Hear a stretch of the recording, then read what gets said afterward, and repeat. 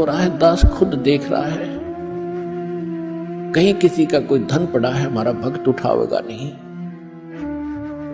और देख लेता है कि यहां किसी और गलत आदमी का हाथ पड़ गया तो वो हानि कर देगा, इसको और नुकसान कराएगा, वो अलग बात है, लेकिन स्वयं प्रयोग नहीं करेगा।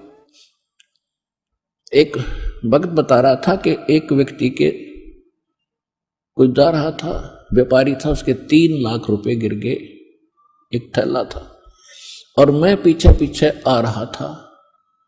मैंने वो थैला उठाया और देखा, किस्मत पैसे है भाई, उसको मैं वहीं लेकर खड़ा हो गया।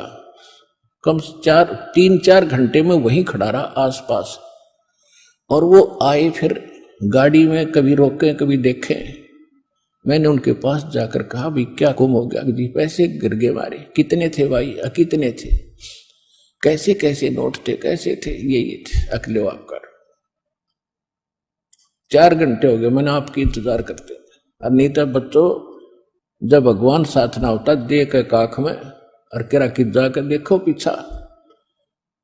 तो दास चाहता कि ऐसा जमाना आवे और ये पता चले कि भगत ऐसे होते, और फिर भगवान कितना प्रसन्न होगा आपसे। तो इस प्रकार हमने एक साधु भक्त और साधुता में आना पड़ेगा, हमने मन जीती बनना पड़ेगा। कहे कबीर और सब दुखी एक संत सुखी मन जीती हो। आप मन जीत के नो मन जीता जाएगा भगवान के ज्ञान से।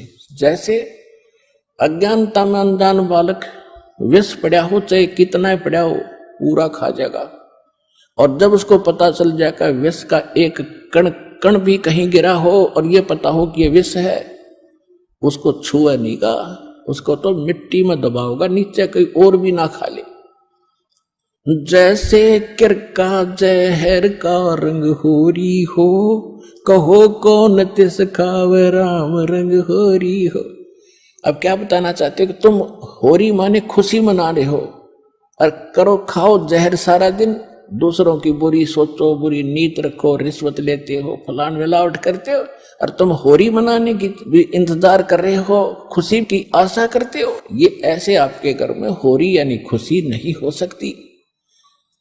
होरी कैसे होगी? जैसे किरका जहर का रंग होरी हो, किरका माने कण, और कहो कौन तिस खाव राम रंग होरी हो, कि जिसने नो पता लगा जहर है फिर कौन खाओगा। और फिर देखियो इस राम रंग परमात्मा की तरफ से आपको कितनी होरी यानी खुशी मिलेंगी। तो फिर हमें ये जहर दिखाई देगा, और 100% वैसे हम किसी का दूसरा के में लेते हैं। जैसे हम दहेज लेते हैं, अब गरीब आदमी अपनी बेटी को पराई करने के लिए, सामने वाले उस भेड़िए का मुंह बंद करने के लिए चाहे कुछ भी करना पड़े, बेटी पराई करनी है, ऐसी समस्या उसके सामने होती है, और वो व्यस खा रहा, उसको पता नहीं, और वो दुख पाकर आत्मा मोस के कहीं से कर्जा उठाकर बेटी पराई करता है। अब हमने ये प्रतिज्ञा करनी है कि ना दहेज लेंगे ना देंगे, चाहे ब्याह हो चाहे ना हो। और क्यों कैसे ना होगा? वाह भाई वाह, भगवान ने संस्कार जोड़ रखे, उसने मिटा कौन देगा? वो तो जबरदस्ती होगा, ना चाहते हुए भी होगा। ये तो हम बकवाद करते हैं, सिर्फ पैसे वालों ने शुरू की थी, मायादारी मस्करों ने, और मीडियम स्तर के गरीब व्यक्ति तो बेमतलब उस परंपरा में पीछे जाते हैं। तो हमने ये नहीं करना है, क्योंकि ये फिर हमने देना पड़ेगा अगले जन्म में। तो हम ये संस्कार घटाएंगे बढ़ाएंगे नहीं। यदि भक्ति करनी है, नहीं तो वे करो जो तुमने कर रहे हो, थारी मौज है।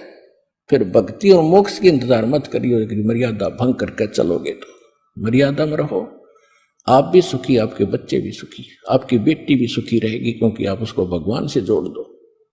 जब भगवान साथ होगा तो उसकी कमी किस चीज की रह जाएगी? जब नीतर भक्ति सच्चे मन तक करेगी, वह लगन से रहेगी, मर्यादा में रहेगी, अगले कुल को भी सुधार देगी हमारी बेटी। जाकर के उनको विवश होना पड़ेगा उसकी साधना को और उसकी नेचर को देख करके। तो इसी प्रकार ये प्रचार होगा।